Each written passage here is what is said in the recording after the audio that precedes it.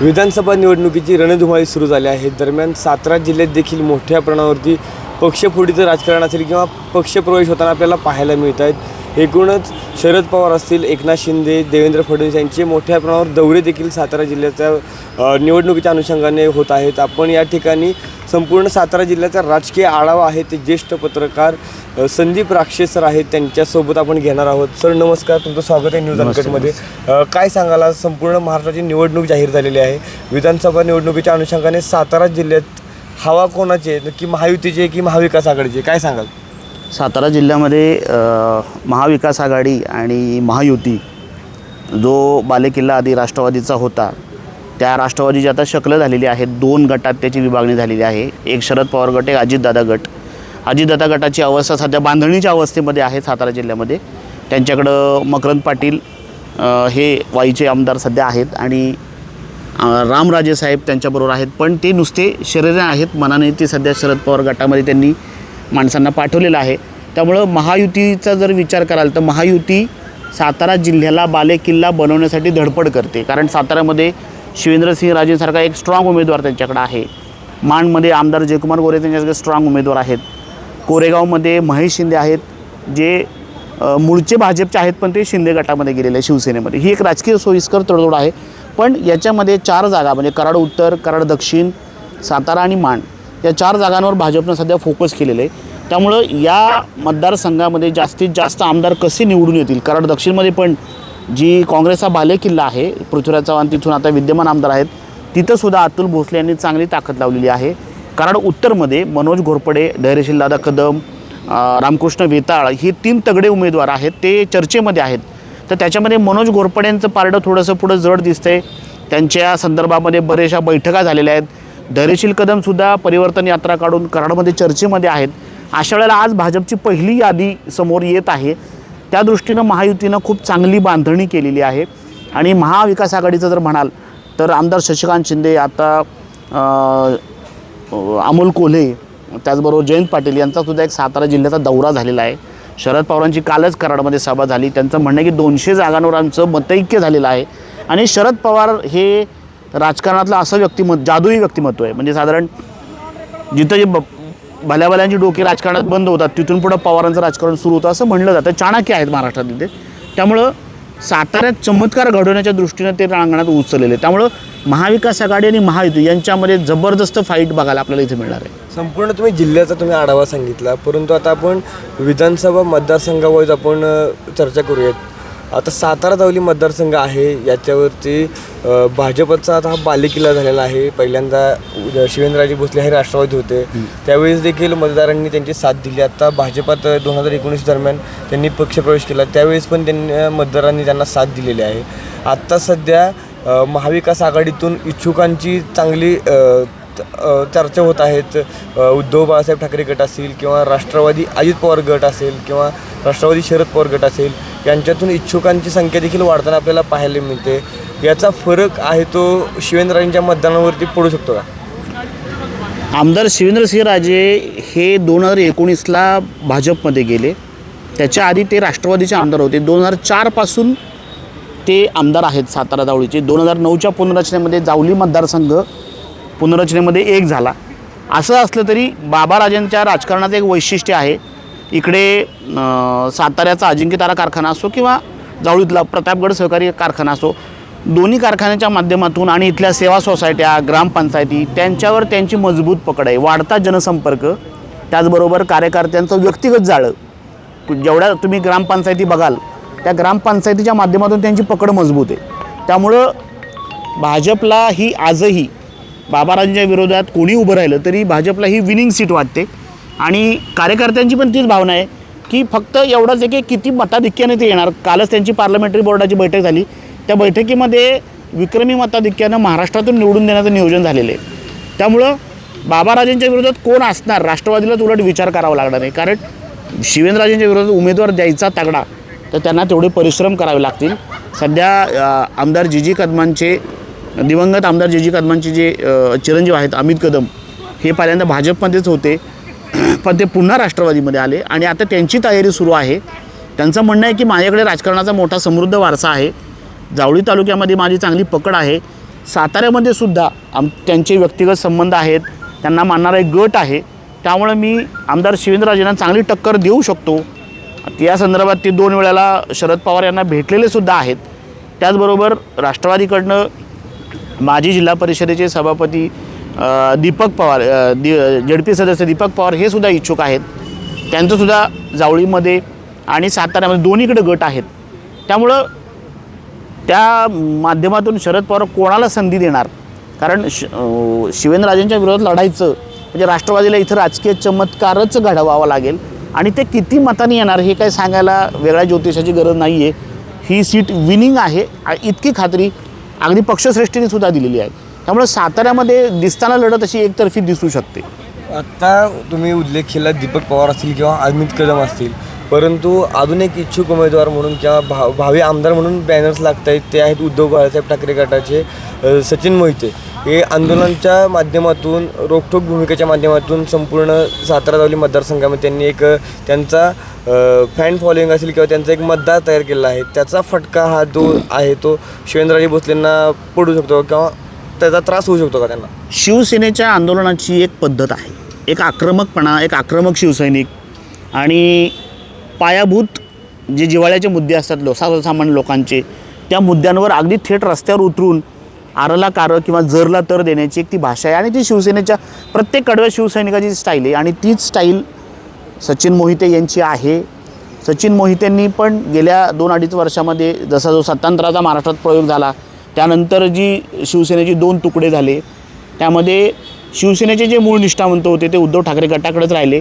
त्यातले पण सचिन मोहिते एक मोठं नाव आहे. पण सचिन मोहितेंना 2.5 वर्षामध्ये बांधणी करताना जो बॅकअप किंवा जो एक पाठबळ जे पक्षाचं आहे, त्याच्यामध्ये दिवाकर रावते असतील किंवा नितीन बानवडे पाटील असतील यांचं बॅकअप आहे. पण जो एक संस्थात्मक पातळीवरचं राजकारण असतं, एक केडर असतं, एक गट असतो, त्या गटाची थोडीशी त्यांना अडचण होऊ शकते आणि त्यांचं बरेचशी आंदोलनं ही परळी तालुक्यात झालेली आहेत, महाबळेश्वरमध्ये झालेली आहेत, सातारा तालुक्यात, सातारा शहरामध्ये झालेली आहेत. त्यामुळं त्यांनी पण एक लोकशाहीमध्ये कोणीही महत्त्वाकांक्षा व्यक्त करू शकतं. त्यांनाही इच्छा आहे की हे लढवलं जावं आणि त्यांची इच्छा आहे की लढवण्याची इच्छा आहे. पण ते म्हणतात की पक्ष जो आदेश देईल त्या पद्धतीनं मी चालणार आहे. आता हा झाला सातारा जावली मतदारसंघ. आता वाई, खंडाळा, महाबळेश्वर हा तिन्ही तालुक्यांचा एक मतदारसंघ येतो, वाई विधानसभा मतदारसंघ. या मतदारसंघामध्ये आत्ता विद्यमान आमदार आहेत ते आहेत ते मकरंद पाटील आहेत. पण त्यांच्यात देखील जसं सातारा जावलीमध्ये इच्छुकांच्या संख्येत वाढ होते आणि आपल्याला पाहायला मिळते 19च्या अनुषंगाने आपण विचार करण्याचा म्हटल्यानंतर, तसंच वाईमध्ये पण इच्छुक आहेत ते मोठ्या प्रमाणात वाढताना आपल्याला पाहायला मिळतात. त्याच्याच अनुषंगाने जे मदन भोसले आहेत त्यांची अचानक भेट घेतली जयंत पाटलांनी त्यांच्या घरी जाऊन आणि त्यात काहीतरी राजकीय खळबळ झाली आपल्याला पाहायला मिळाली मध्यंतरी. त्याच्या अनुषंगाने काय सांगू शकता तुम्ही? ती नक्की राजकीय स्टंट होता का काय वेगळं शरद पवारांचं काय खेळी होती? नाही, आता प्रत्येक आघाडी किंवा प्रत्येक पक्ष जो आहे सध्या तो राजकीय चर्चा घडवताना दिसतोय. त्या चर्चांमधून पुढचं राजकारण कसं साधायचं याच्यावर सगळ्या पक्षांचा भर आहे. कारण आत्ताच कोणी पत्ते ओपन करणार नाही. आत्ता जर पत्ते ओपन केले तर समोरच्या आघाडीला ते सोपं गणित जाणार आहे. त्यामुळं याच्यामध्ये आमदार मकरंद पाटील यांचा वाई, खंडाळा, महाबळेश्वर विधानसभा मतदारसंघामध्ये चांगला होल्ड आहे. पहिल्यापासूनच कारखान्याच्या माध्यमातून त्यांनी ती ताकद वाढवलेली आहे. पण दुसरी एक नाराजी अशी आहे की नुकतेच त्यांचे बंधू नितीन पाटील यांना राज्यसभेची खासदारकी पण मिळाली. थोडासा एक नाराजीचा गट सूर तो आहे की सगळीच पदं एकाच घरात जात आहेत, एकाच म्हणजे सत्ता केंद्र तिथं बनतं आहे. तर याला विकेंद्रीकरणाचा कुठंतरी एक कॉर्नर दिला पाहिजे म्हणून इच्छुकांची पण संख्या तिथं वाढलेली आहे. त्यामुळं अरुणादेवी पिसाळ यांचंही नाव पुढे येतं आहे. जयंत पाटलांनी भेट घेतलेले मदन भोसलेंनी मागं जाहीर केलं होतं की भाजप हा माझा राजकीय कारकिर्दीचा शेवटचा टप्पा आहे. पण असू शकतं, महत्त्वाकांक्षा कोणालाही असू शकते. मदन भोसलेला जर शरद पवारांकडनं जर ऑफर आली किंवा त्या पद्धतीनं जर चर्चा कमराबंद झाली असेल तर उद्या त्यांचंही नाव असू शकतं. त्याचबरोबर त्यांचे पुतणे यशराज भोसले यांनीसुद्धा ती भेट घेतलेली आहे वाईमधून. त्यामुळे इच्छुकांची संख्या जरी वाढली तरी मूळ मुद्दा आहे की जनाधार महत्त्वाचा आहे. कारण वाई, खंडाळा, महाबळेश्वर हा सुद्धा मतदारसंघ सुमारे 3.5 लाखाचा आहे. त्यामुळं ते मतदान मिळवण्यासाठी ती ताकद जी आहे ती त्या माध्यमातून मकरंद भोसलेंनी मिळवलेली आहे. पण असं असलं तरी राजकारणामध्ये जर तर काहीही घडू शकतं, कोणताही चमत्कार होऊ शकतो. शेवटी पवार पण हे कसलेले पैलवान आहेत, तेल लावलेले पैलवान आहेत. त्यामुळे त्यांच्या माध्यमातून कुठला डाव टाकला जाऊ शकतो. म्हणजे अशी चर्चा होती मध्ये की रामराजे जे थांबलेत अजितदादा गटात ते मनानेच शरीरानेच थांबलेत, मनाने ते पवारांबरोबरच आहेत. जर उद्या रामराजेंची पण तयारी झाली तर कदाचित वाईमध्ये सुद्धा ते उतरू शकतात, अशी पण ती चर्चा होती. म्हणजे रामराजेंचं राजकारण हे 4 तालुक्यावर प्रभाव टाकू शकतं. त्यामुळे अर्थात या जरतरच्या गोष्टी आहे. 22 तारखेला नॉमिनेशन सुरू होणार आहे. त्याच्यानंतर ज्यांना जे तिकीट मिळेल, ज्या ज्या पद्धतीनं याद्या जाहीर होतील त्या पद्धतीनं पुढची राजकीय रणनीती ठरणार आहे. मराठा आरक्षणाचा मुद्दा हा महाराष्ट्रात संपूर्ण चर्चेचा विषय झालेला आहे. मनोज जरांगे पाटील देखील यात आता राजकीय सहभाग घेण्याचा प्रयत्न करतात किंवा आता मुलाखती देखील त्यांनी सुरू केल्या आहेत. मराठा समाज देखील वाई मतदारसंघामध्ये मोठ्या प्रमाणावर आहेत आणि आंदोलनाच्या माध्यमातून तो सातारा जिल्ह्याने पाहिलेला पण आहे. पण याचा तुम्हाला काय वाटतं, याचा फरक पडेल किंवा मराठा जे बांधव आहेत ते त्यांचा मतदानाच्या स्वरूपातून काही रोख किंवा रोष हा महायुती सरकारवर येईल आणि त्याचा फटका मकरंद पाटलांना बसेल, असं काय वाटतं याच्याबद्दल? नाही, मराठा आरक्षण हा केवळ सातारा जिल्ह्याचा प्रश्न नाही, तर हा संपूर्ण महाराष्ट्राचा प्रश्न आहे. सातारा म्हणजे महाराष्ट्रामध्ये लोकसंख्या आपली जवळजवळ 9,73,00,000 इतकी आहे आणि सातारा जिल्ह्याची लोकसंख्या पकडता तर ही 29,70,000. म्हणजे 29,00,000 लोकसंख्येमध्ये जरी आपण 60% केडर पकडलं तरी 15,00,000 मतदान जे आहे हे मराठा समाजाचं आहे. त्याचबरोबर इथं इतर मागासवर्गाची पण ताकद आहे, दलित समाजाची ताकद आहे, त्याचबरोबर धनगर समाजाची ताकद आहे. त्यामुळं सातारा जिल्हा दिसताना हा संमिश्र जातीचा दिसतो आहे.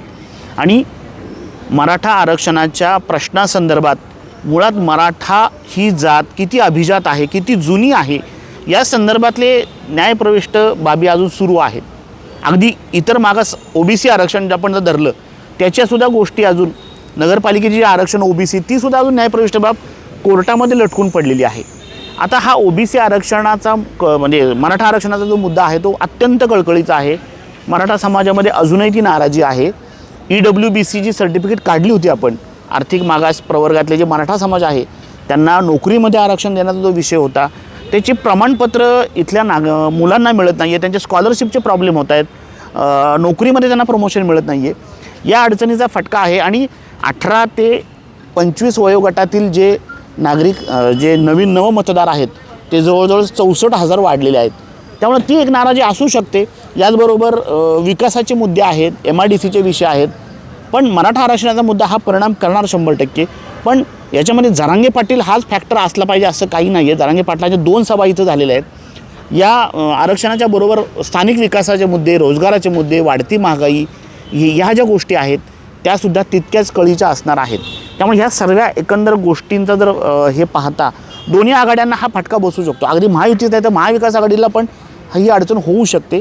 त्यामुळे दोन्ही आघाड्या काय करणार की जे पायाभूत विकासाचे विषय आहेत, समजा आपल्या जावळीच्या बोंडरवाडी प्रकल्पाचा जर विषय घेतला ते अंतिम टप्प्यात आहे, पण त्याला जी धारण क्षेत्र आहे जमिनीचं ते अद्याप आमच्या हातात आलेलं नाही.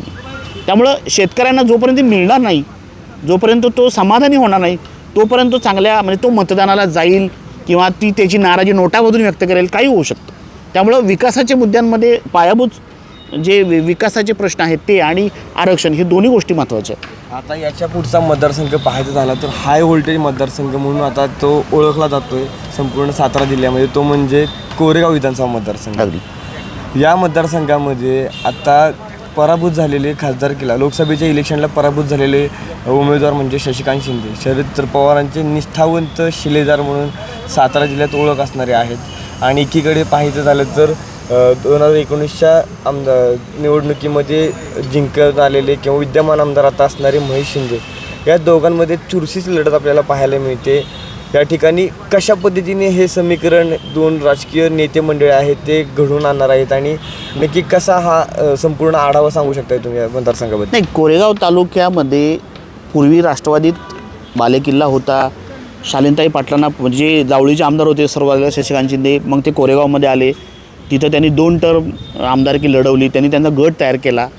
पण ज्यावेळेला महेश शिंदे यांची एंट्री झाली आणि गेल्या 2 पंचवार्षिकमध्ये ते ज्यावेळेला महेश शिंदे हे आमदार होत आहेत, त्यामुळं शशिकांत शिंदेंना सुद्धा तो कुठेतरी धक्का बसला होता राजकीय.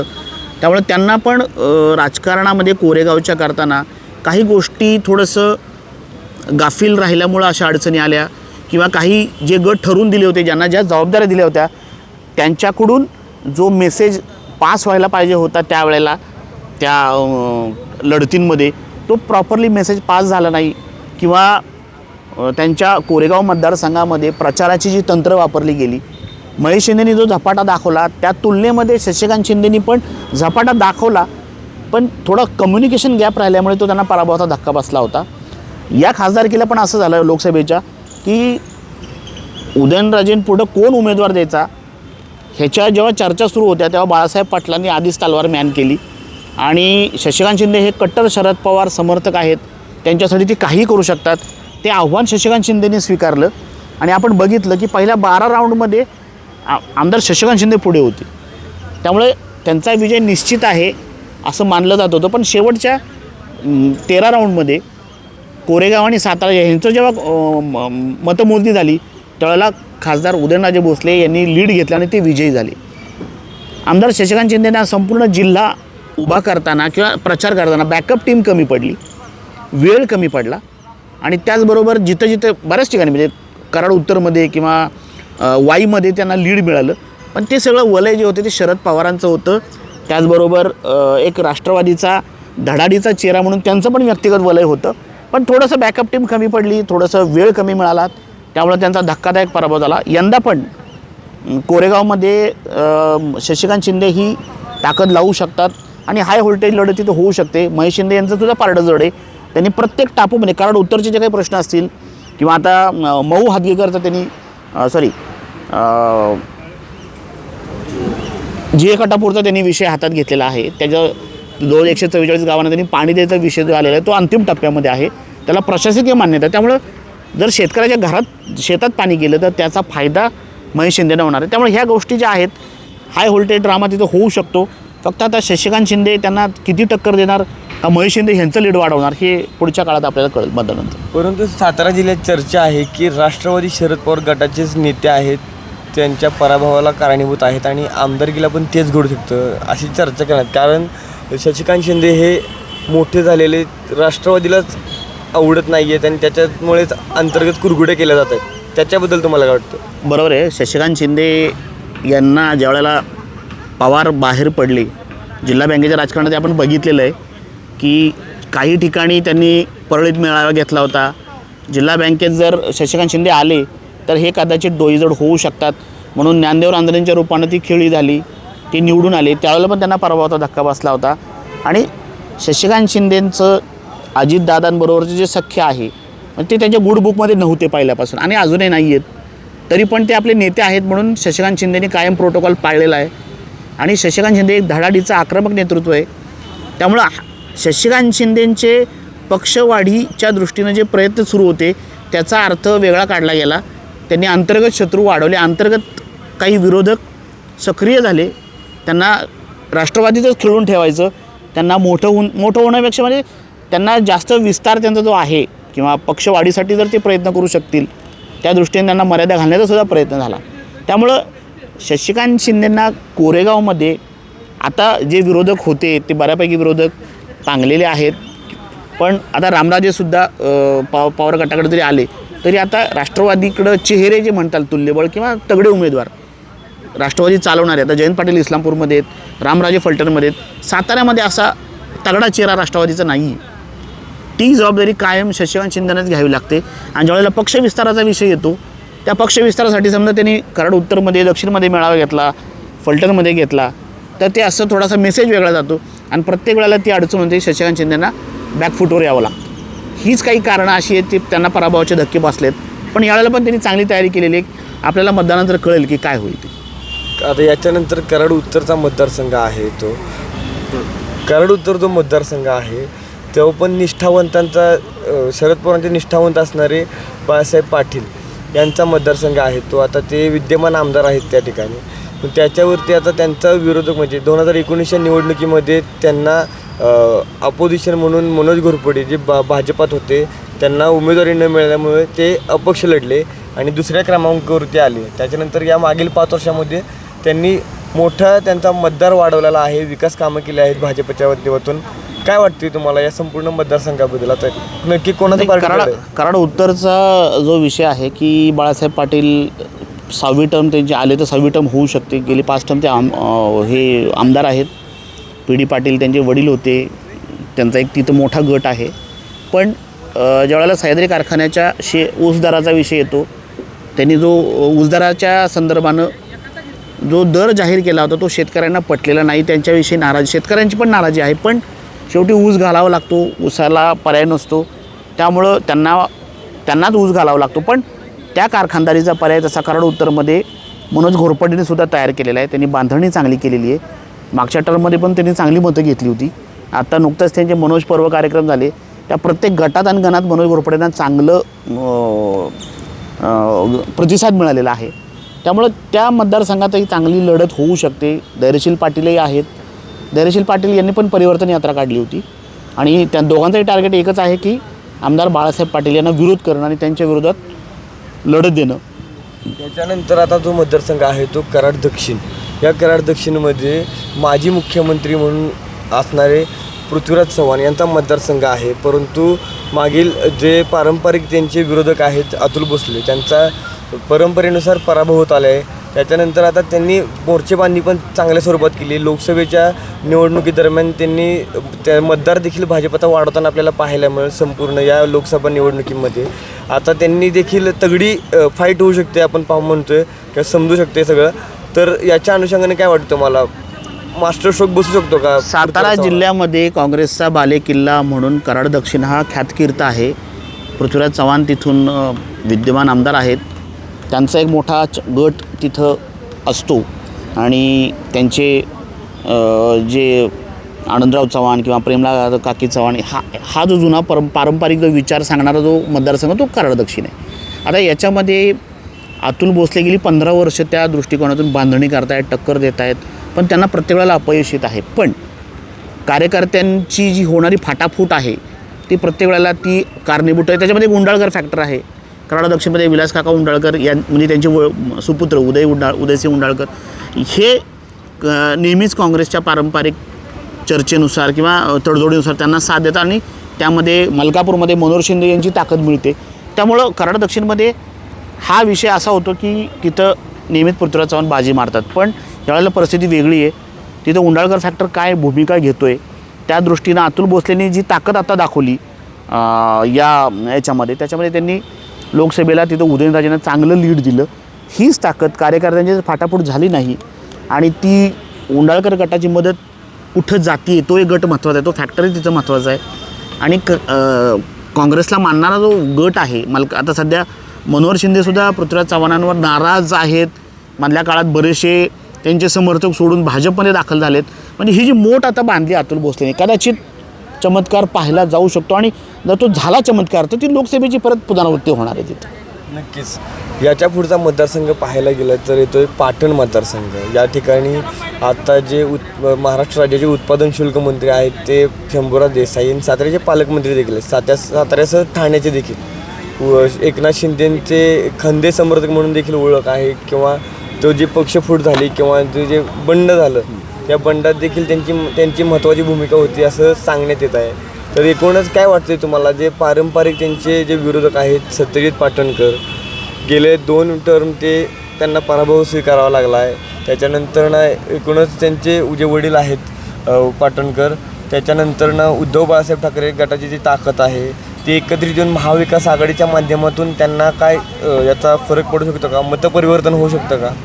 नाही, पाटणमध्ये पालकमंत्री शंभूराज देसाईंचा मरळलेला कारखाना आहे.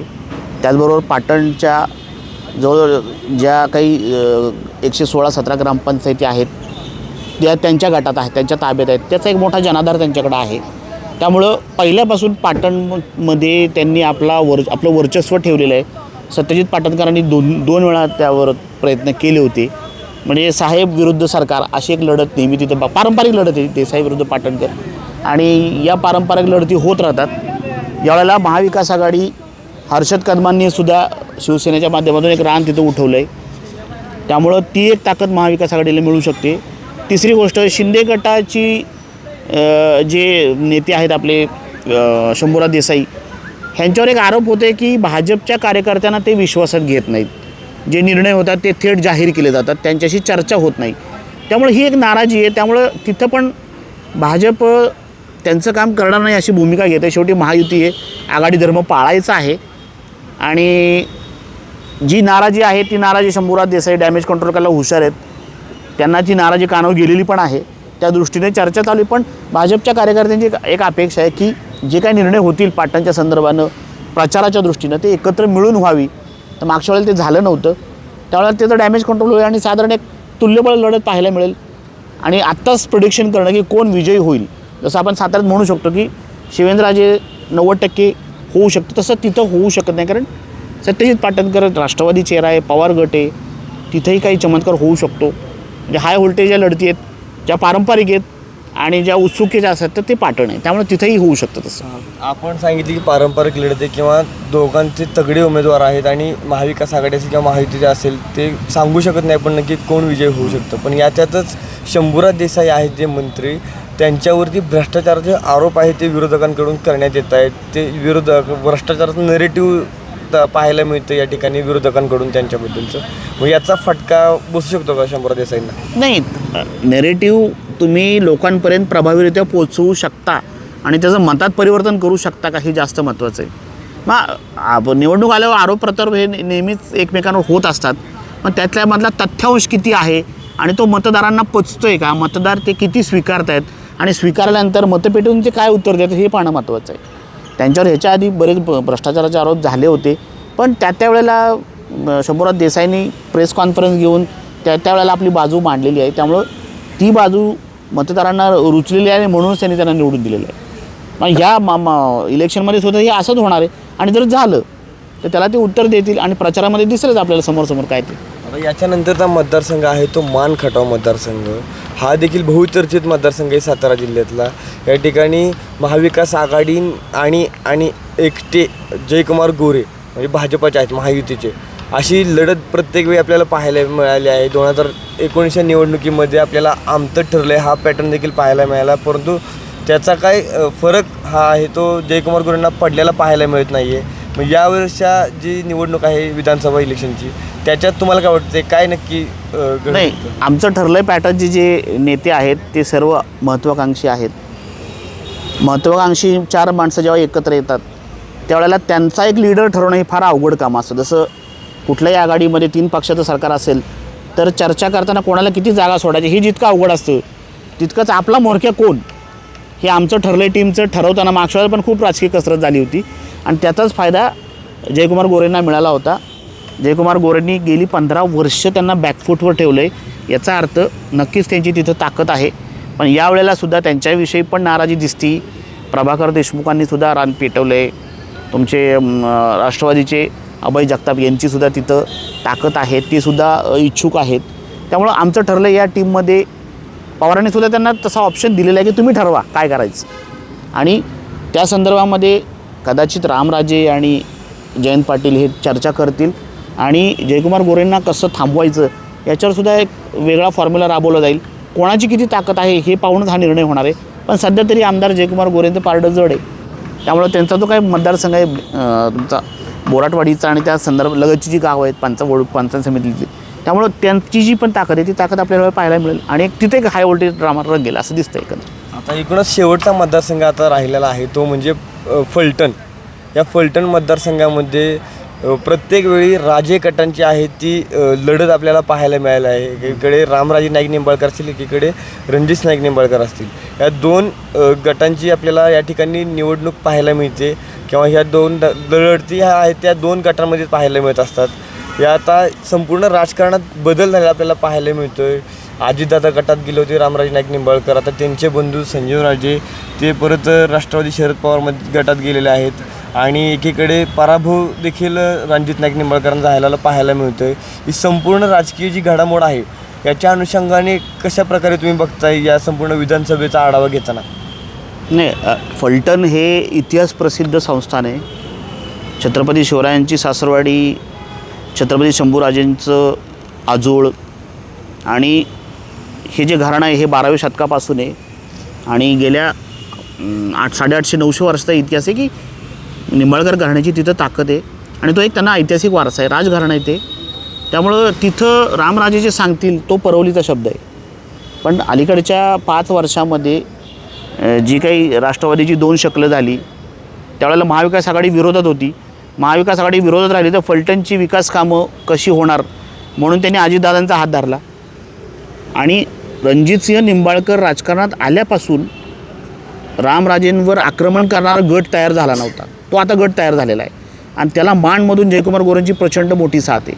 म्हणजे ही दुखली जर डोईजड झाली तर आपल्या गटाला धक्का बसू शकतो आणि संजीव राजेंची कारकीर्द पुढं अडचणीची ठरू शकते. म्हणून त्या दृष्टीनं रामराजेंनी फिल्डिंग लावलेली आहे. रामराजे अत्यंत चाणाक्षपणे अजितदादांबरोबर राहिले, कारण लोकसभेला सुद्धा त्यांनी उघड राष्ट्रवादीचंच काम केलं होतं.